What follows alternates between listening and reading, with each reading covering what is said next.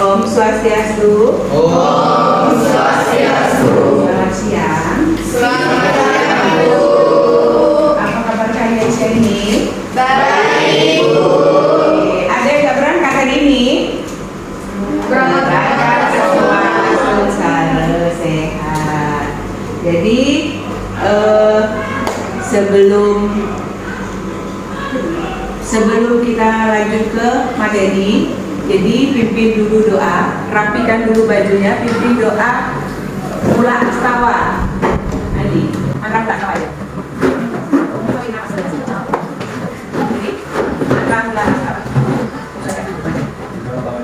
Om Swastiastu.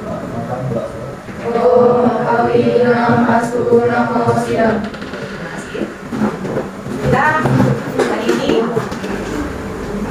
hari ini kita akan membahas materi tentang catur warna, ya, melanjutkan materi yang kemarin. Jadi siapa yang ingat dengan catur warna yang kita bahas kemarin? Apa pengertian catur warna? Adi? Catur warna adalah penggolongan atau pengelompokan masyarakat dari mana? Ya Kak. Dari berdasarkan profesi dan kemampuan. Iya. Bagian-bagian catur warna yang ingat. Oke, catat. Ini bagian dari warna yang ada keagamaan, itu golongan masyarakat yang ahli untuk keagamaan seperti wanita, resmi dan beragama. Untuk bagian kedua yaitu satria, itu golongan pemimpinan masyarakat seperti dokter, pemerintah, polisi, TNI. Untuk golongan ketiga yaitu Waisya, itu golongan yang ahli di bidang upaya ekonomi dan perdagangan. Untuk golongan keempat yaitu Sudra, itu golongan pelayanan atau pengabdian. Oke, kasih tangan dulu. Supaya kalian bisa memahami konsep catur warna dan menganalisis konsep catur warna dan mengimplementasikannya dalam kehidupan kalian sehari-hari. Manfaatnya apa? Supaya kalian bisa lebih menghargai macam-macam profesi yang ada di lingkungan sekitar kalian, menghargai, saling menghormati, toleransi sesama ataupun dengan teman atau orang yang berbeda agama. Jadi itu tadi materi kita hari ini catur warna. Kita lanjutkan lagi dengan presentasi kelompok ketiga, ya. Oke, kelompok 1 dan kelompok 2 kemarin sudah presentasi, sekarang kita presentasi pada kelompok 3.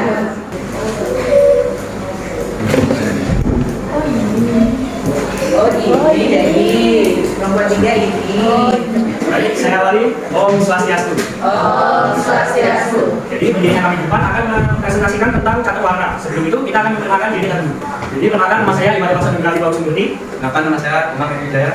Perkenalkan nama saya Imadi Sada. Perkenalkan nama saya Nurul Begrani. Perkenalkan nama saya Karis Kinan. Jadi kita di sini akan menjelaskan tentang catur warna. Nah, sebelum saya mulai nih, kalian ada yang masih bingung nggak sih atau bahkan ada yang belum tahu kalau catur warna itu apa? Sudah Kak. Baik, saya jelaskan lagi ya. Jadi catur warna itu dalam agama Hindu itu adalah kata dari warna dan catur. Nah, warna ini berasal dari kata Sanskerta yang artinya pilihan dan catur yang berarti 4. Jadi secara umum catur warna itu adalah 4 pilihan profesi. Nah, dalam kitab suci Bhagavad Gita sendiri di bab 4 dan sloka 13 itu sudah dijelaskan sendiri. Yaitu catur warna aku ciptakan menurut pembagian dari guna dan karma atau sifat dan pekerjaan. Meskipun aku sebagai penciptanya, ketahuilah aku mengatasi gerak dan perubahan. Nah, jadi catur warna ini diciptakan sang yang dewasa berdasarkan guna atau bakat karma dan pekerjaan seseorang.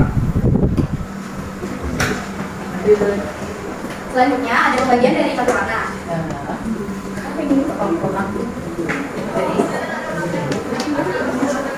Catur warna adalah agama Hindu yang menggambarkan empat kelompok sosial atau warna yang didasarkan pada sifat alami manusia serta peran dan tugas yang dibanyak dalam masyarakat.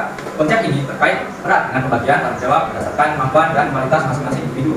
Berbeda dengan sistem kasta yang kaku, catur warna didasarkan pada fungsi dan peran sosial seseorang berdasarkan kemampuan dan keahlian, bukan status kelahiran. Meskipun sistem ini berasal dari ajaran kuno, pengaruhnya masih terasa di beberapa masyarakat, terutama di Bali, dalam menjaga harmoni sosial dengan membagi peran dan tanggung jawab sesuai dengan kemampuan individu. Catur warna dibagi menjadi 4 bagian yang akan dilakukan oleh strategi sosial. Oke, jadi pembagian dari catur warna yang pertama itu adalah Brahmana. Brahmana adalah individu atau kelompok masyarakat yang berkecimpung dalam bidang rohani. Jadi kelompok ini terdiri dari para pendeta, agamawan, dan guru spiritual. Tugas mereka adalah mempelajari kitab suci, memberikan nasihat spiritual, serta melaksanakan upacara keagamaan. Mereka dianggap sebagai penjaga nilai moral dan agama. Yang kedua, itu ada ksatria. Ksatria adalah individu atau kelompok yang memiliki keahlian di bidang memimpin bangsa dan negara. Kelompok ini terdiri dari para prajurit seperti TNI, Polri, raja, pemimpin, menteri, serta pecalang. Tugas mereka adalah melindungi masyarakat, menegakkan hukum, memimpin dalam perang, dan melayani masyarakat.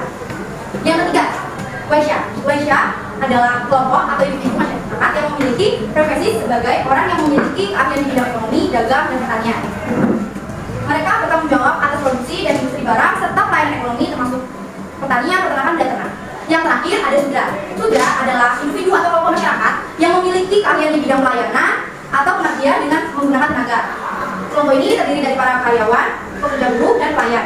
Tugasnya adalah melayani tiga kelompok lainnya dan melakukan pekerjaan yang bersifat manual dan teknis. Selanjutnya ada materi tentang satu warna di lingkungan sekitar yang akan disampaikan oleh teman saya. Yang ketiga ada satu warna di lingkungan sekitar. Yang pertama ada brahmana. Brahmana contohnya seperti pemuka agama, pendeta atau sulinggi, guru spiritual atau pendeta yang memimpin masyarakat keagamaan, dan guru agama Hindu. Yang kedua ada ksatria, pemimpin pemerintahan, seperti raja, bangsawan atau pejabat tinggi, penegak hukum dan keamanan, contohnya polisi, pengawal, dan tentara. Yang ketiga ada waisya. Waisya contohnya pedagang atau pengusaha, peternak atau pengusaha di bidang ternak, dan pekerja di sektor ekonomi seperti perbankan, keuangan, dan perdagangan umum. Yang keempat ada sudra. Sudra itu biasanya lebih mengutamakan tenaga atau gerak. Contohnya seperti tukang atau pekerja manual, seperti tukang kayu, tukang batu, dan tukang logam. Selanjutnya ada kesimpulan dari satu warna yang akan dibacakan oleh rekan saya. Baik, setelah materi-materi yang disampaikan oleh rekan saya, di sini saya akan membacakan kesimpulan dari materi yang dari kelompok kami. Jadi kesimpulannya tentang catur warna adalah bahwa konsep ini merupakan sistem pembagian peran sosial dalam masyarakat Hindu yang mengklasifikasikan individu berdasarkan tugas dan kewajibannya. 4 kelompok utama dalam sistem ini adalah Brahma atau pemimpin spiritual, Ksatria atau pemimpin dan pelindung, Waisya atau penggerak ekonomi, dan Sudra sebagai pekerja dan pelayan. Dalam konteks modern, pembagian ini telah menjadi lebih fleksibel dengan orang-orang berkelanjutan kategori tradisional menyesuaikan dengan perkembangan sosial, ekonomi, dan budaya yang lebih dinamis. Baik, setelah ada yang telah kami sampaikan, apakah ada pertanyaan dari kedua kelompok? Silakan. Untuk yang media sebutkan bahwa yang kesannya warna jadi dalam menegakkan kalian akan memberi pelayanan. Jadi yang ingin saya tanyakan adalah apa sih karakter yang harus dimiliki dari seorang yang berada dalam kelompok ksatria? Karakter yang ditanakan. Jadi dalam ksatria itu karakter yang harus dimiliki adalah tentunya bisa memimpin karena tugasnya adalah memimpin, juga bertanggung jawab atas tugas yang diambil, dan juga bisa melayani masyarakat dan juga bisa mengabdi pada negara. Cukup? Kasih aplaus. Oke, itu tadi penampilan dari kelompok 3, sangat bagus sekali ya. Beri tepuk tangan dulu buat kelompok 3.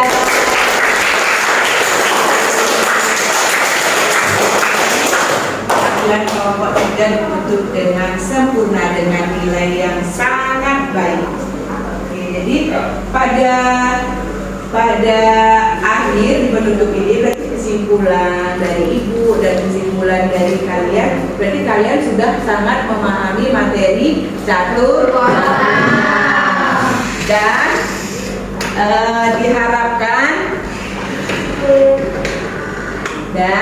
diharapkan kalian di rumah tetap belajar untuk motivasi semangat kalian tetap belajar, maupun di makor agama lain, jangan cuma di agama itu, tapi agama lain juga diharapkan semangat kalian harus tetap ya. Jadi nilai-nilai pada mata pelajaran kalian di agama waru dan di mata pelajaran lainnya juga diharapkan baik meningkatkan ini dari yang kegiatan yang kurang bermanfaat bagi sekolah atau kegiatan-kegiatan yang mencoreng nama baik sekolah, jadi kurangi itu, kalian jaga nama baik sekolah, alma-mater, dan semangat tetap semangat. Oke?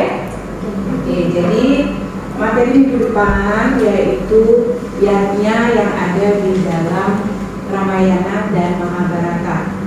Mulai hari ini nanti di rumah kalian browsing di internet apa yang dimaksud dengan yatnya. Kalian itu sudah tidak asing lagi dengan yatnya.